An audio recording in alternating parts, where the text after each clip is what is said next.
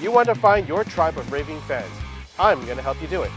This is the Digging Deep podcast with 360 Media, where we help you do better business. Hey, everybody, this is Justin Lamb, and you're watching episode 6 of Digging Deep, where we help business owners build better businesses. And today I am joined by a very intriguing individual. He has been self-employed since 2009, starting a agency here in Vancouver in 2011 that has gone viral. Go Popcorn. And some of the clients include Samsung, Rogers, and Purdy's. In 2016, his agency has won the AMA Innovation Award for Most Innovative Campaign and winning a Tourism Destination Canada Award for the work that they did with Tourism Vancouver. And so I would like to introduce my guest, Dennis Pan. Dennis, how are you? Hi, good. Thanks for having me on. No, thank you. It's well, I mean, I know you have a busy schedule otherwise, but because of this lockdown, none of us have really a really busy schedule, I suppose. hmm Yeah, I got a couple of kids next door in the other room, and I've been hunkered down at home for the last week or so. Yeah, my kid's eating breakfast in the kitchen and don't know if she's going to come and invade the podcast at any time. But we'll get cracking and get into it and get back to our kids. So let's start off. I know through the grapevine that you weren't the most studious of students when you were young. Would that be correct? Well, actually, I was. Yeah, that's partially true. I would say like up until senior year in high school, I was pretty much your prototypical nerd. Chess club, math contest club, amateur radio club, doing Kumon and in a lot of extracurricular activities and also super academic. I fell off the wagon, I guess, in my senior year in high school.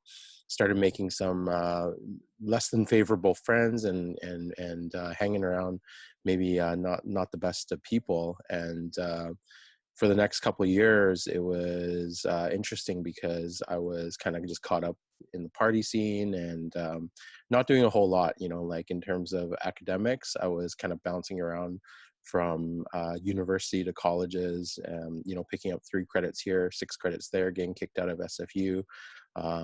And it wasn't until really kind of the late 90s when we got internet at home and I started spending a lot of time on there. And that's really kind of what started my journey into marketing as I shortly after then became a web designer. Yeah, isn't it interesting where when we're young, we think of it as we fall off the rails, I guess of course there is some truth to that, but it's a different type of learning, isn't it? It's learning about life and about people and the intangible skills that we acquire through our career. 100%. I mean, obviously, I look at all my experience and my upbringing with no regrets. I mean, I think if I were to only have perhaps any sort of regret is that I spent a little bit too long in that sort of party phase. I mean, I could have probably cut that down in half and probably um, been better for it. But I mean, at the end of the day, I am who I am today because of all those experiences, whether they're good or bad ones. Yeah, it allows me to bring into my life and to my business a lot of learnings and experiences Yeah, with just how to work with people and how to deal with situations. absolutely. And I think working in the party scene, and I did a small stint in that. I mean, I partied a lot, but I worked in the party scene for very little. Um, but it teaches you a lot about marketing. It teaches you about where you're positioned and how to attract clients, doesn't it? Yeah, for sure. I mean, whether you're, being approached by like a club promoter walking down the street, or maybe you're just drawn to a poster that you see in a club bathroom or something like that that catches your eye, and next thing you know, you're at that party. Yeah, there are certainly lessons in marketing to take from that. Yeah. And so then how did popcorn fall into your lap?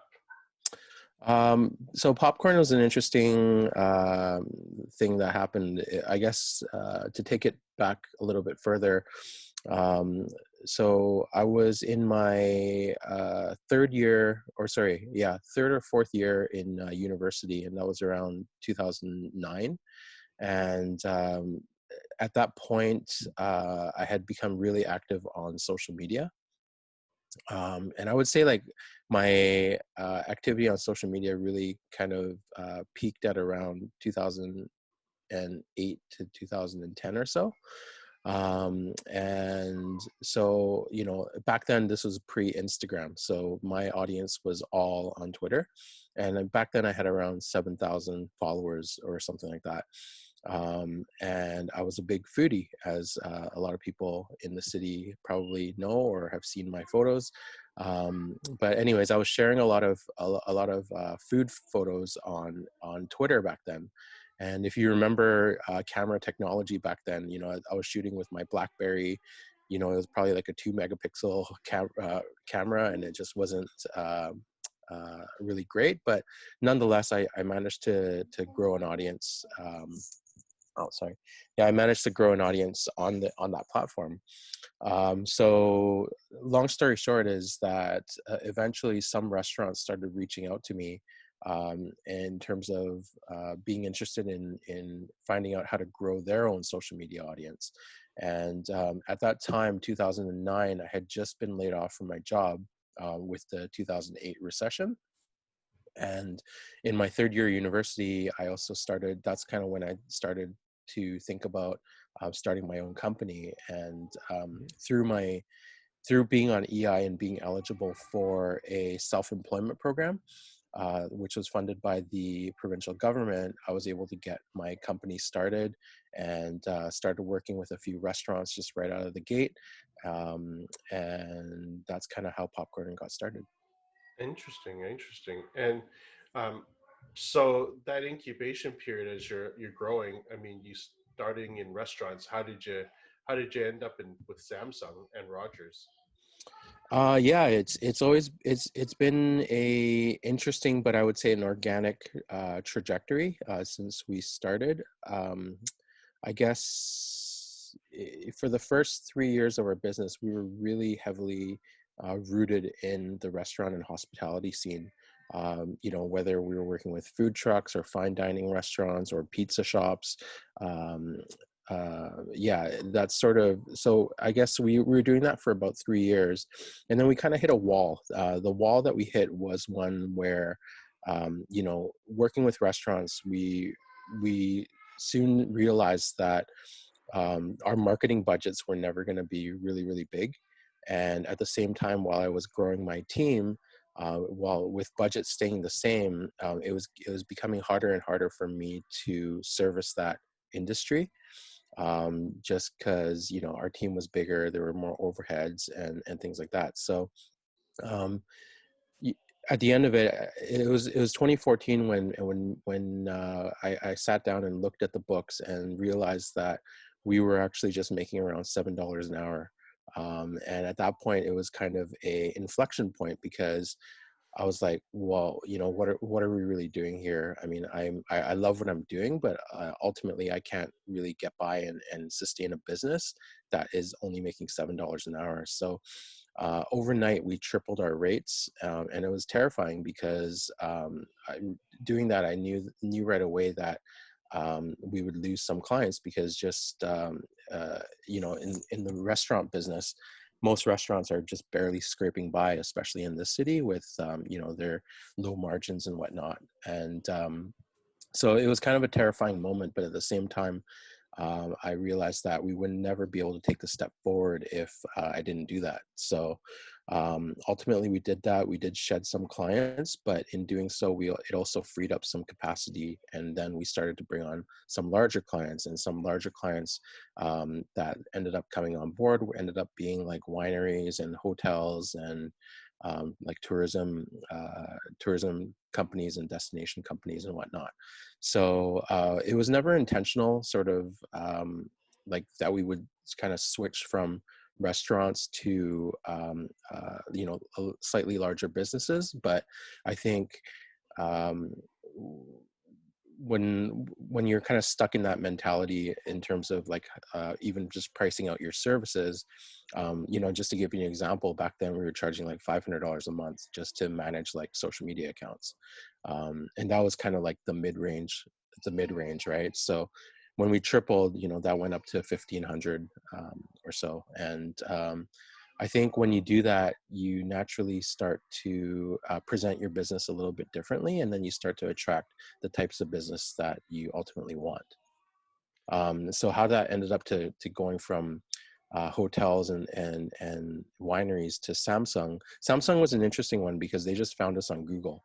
So I mean that doesn't happen every day, and I mean I wish that happened all the time. But yeah, they just happened to go on and search for marketing agencies in Vancouver, and they found us. And yeah, the rest is kind of history. I think once you get some really, and that's generally how it has worked for us, is that we would just land, sort of mid-sized clients, and then those mid-sized clients would then turn into larger clients, and then those larger clients would turn into global clients, and it was really organic in that sense.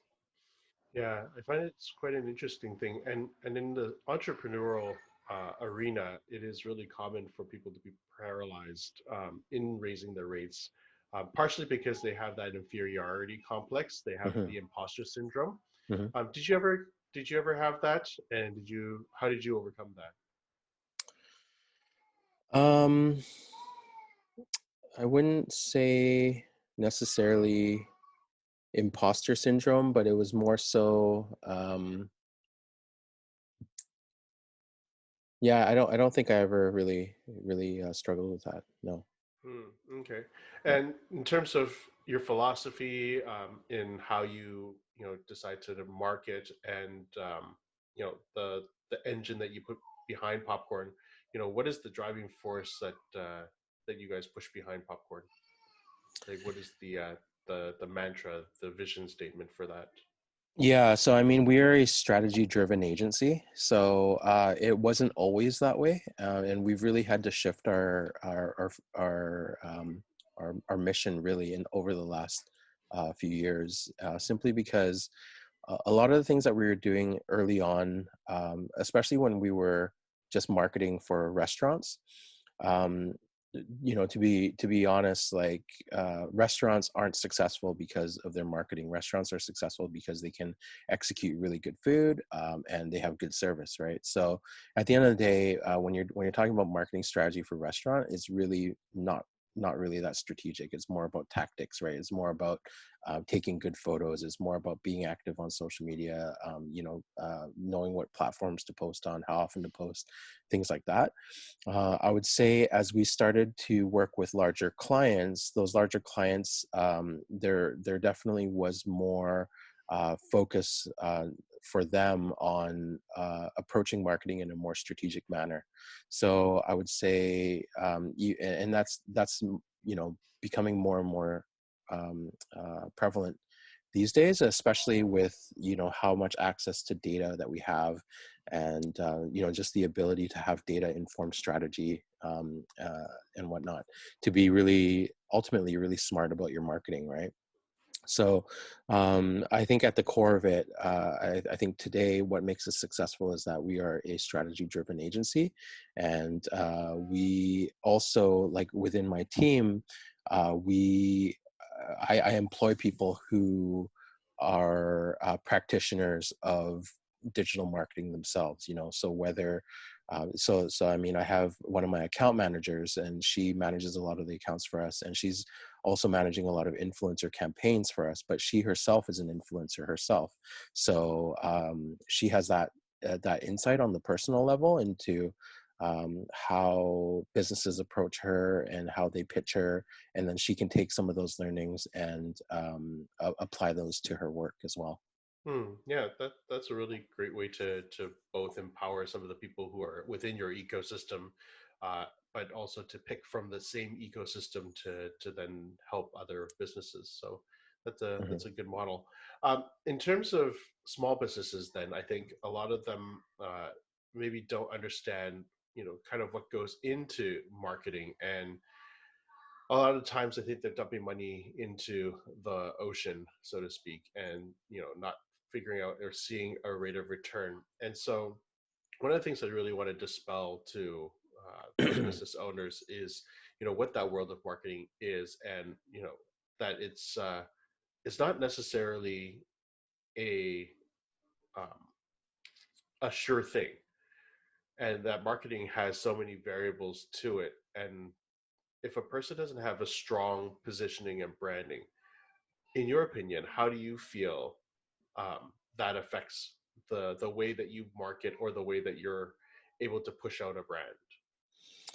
I think brand positioning is super important, and I think this is super relevant right now, especially. But because I think the only product out there that I can think of that is universal in that you don't really need brand positioning is toilet paper. Excuse me. The reason being that, toilet paper, everybody needs it, right? And at the end of the day, does anybody really care what brand it is as long as they get it, right? So, I mean, we're seeing people fighting over toilet paper. They're not really brand sensitive per se. It's more out of necessity, right? So unless you have a product like toilet paper, I think brand positioning is really important because it's important that you understand what your product is, who your customers are, and what drives your customers to purchase your product, and how you differentiate yourself amongst your competitors. Yeah, so I think a lot of times these are questions that I have for business owners, not only small business owners, but even large businesses. And a lot of times large businesses already have this figured out, but small businesses sometimes they haven't really thought that through completely yet. Yeah, and I totally agree. I think we spend a lot of time in the initial phases with clients doing that, is helping them figure out their brand strategy, honing in what is their actual secret sauce, and then being able to formalize that into a document for themselves. Um, for you, in terms of the differences between, say, um, restaurants and small businesses, and then global enterprises, um, how much of it becomes tactics in terms of the people who are hiring you? How much of that do you run into where the person just wants to do the tactics because they saw it work for somebody else, versus a proper brand and marketing strategy? Do you find that that changes in the different stratas and levels of businesses that you work with, or do you think that that's a universal thing straight across? Well, in the case of Samsung, when they approached us, they knew right away what they wanted from us. And for them, they were looking specifically at just running a campaign on social media and on Google AdWords. So they weren't really sure which social media platforms to focus on. So that was one thing that we had to do a little bit of. We had to dig into that a little further, and kind of look at their product. And ultimately, with that campaign, they were looking to market their Samsung Knox product, which is a mobile security software. Essentially, it's kind of their sorry, it's their equivalent to BlackBerry, Hmm. in the sense that for medium and large size enterprises, if you're gearing up your staff with phones, the idea was that they would use Samsung products, right? So because it was so specific with who they wanted to reach, and that was medium to large size enterprises, and really they wanted to reach the senior decision makers in terms of the people that are making decisions for technology and systems and things like that for their companies. Then it became about, well, how do we target chief information officers and chief technology officers, or senior engineers and things like that, and get the message out to them. So ultimately what we did with them was we did run an AdWords campaign, but we also ran a campaign on LinkedIn targeting specific industries in specific cities, and right down to specific job titles, right? So it was a really successful campaign, which ended up seeing over 300 signups for their Knox trial. Amazing. That sounds awesome. In terms of, you mentioned AdWords and placing ads against different cohorts.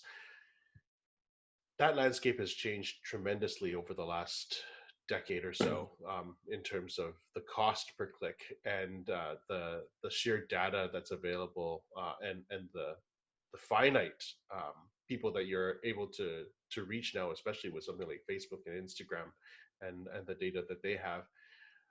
In I think a lot of people don't understand when they're trying to do it themselves and they're bootstrapping and trying to put out an ad, that what makes it a successful ad. I think a lot of people are um, looking at, approaching everybody thinking that everybody's going to buy their product, and we know, because we're both in this, that that's not necessarily true, and a lot of that money goes to waste. So, what have you seen, or what are some tips that you can impart on an individual who might be bootstrapping it, and understanding where they're placing in their ad and what they should be spending for that?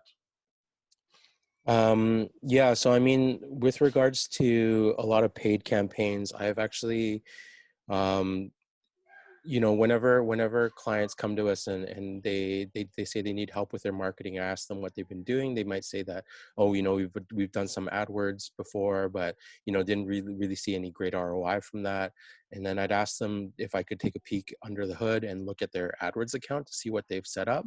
In one particular instance, I think it was a dentist that was in in North Vancouver.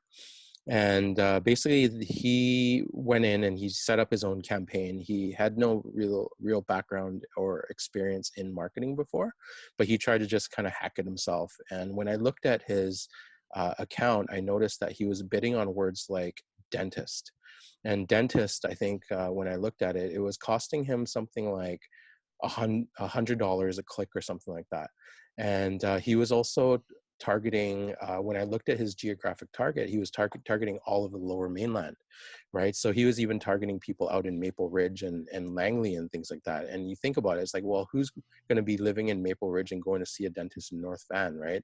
So even from that, just looking at how broad his keywords were, um he was wasting a lot of money on, like, there might be that person in Langley who searched for dentist, finds his ad, and then they might even click on it to look at his website and find out that he's in North Van and decide, like, okay, well, that's not going to work for me, right?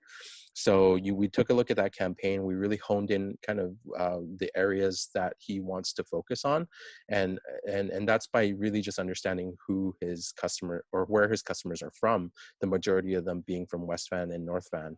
So we tightened up his geographic targeting to just downtown West Van and North Van.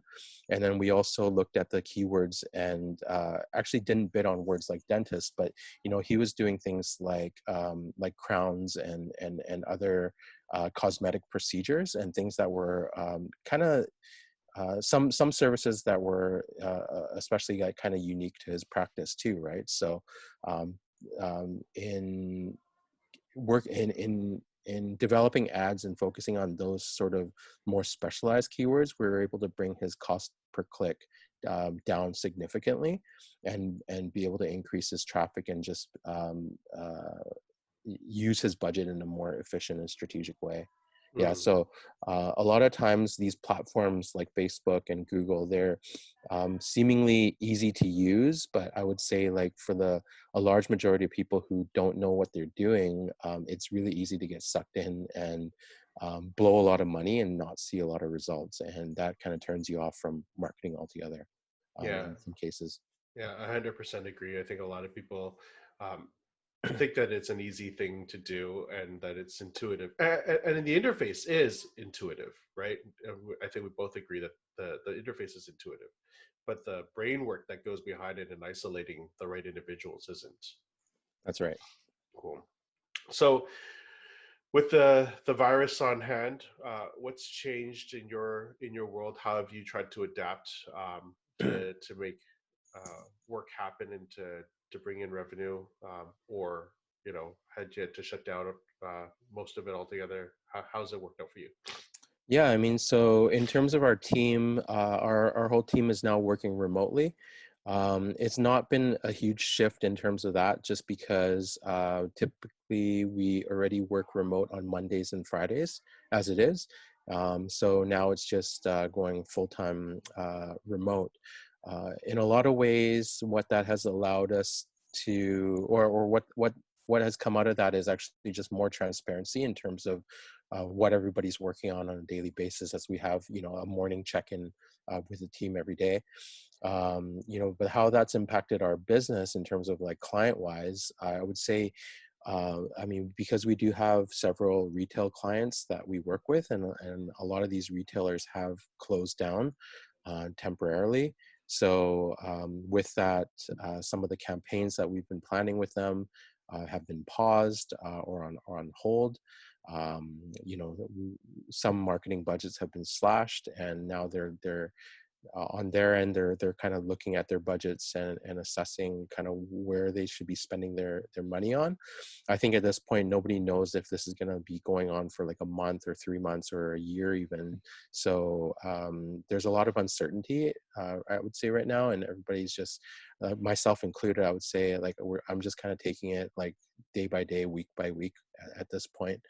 Um, our sales funnel has also somewhat dried up as well, so the leads aren't coming in quite as fast as they were. And on our end, I guess the silver lining is that it gives us a little bit of time and space to be able to focus on our business and look at what kind of services are appropriate for the market at this time. So right now what we're doing is we're actually brainstorming some packages that are designed for small businesses, that are low cost and high yield, so to speak.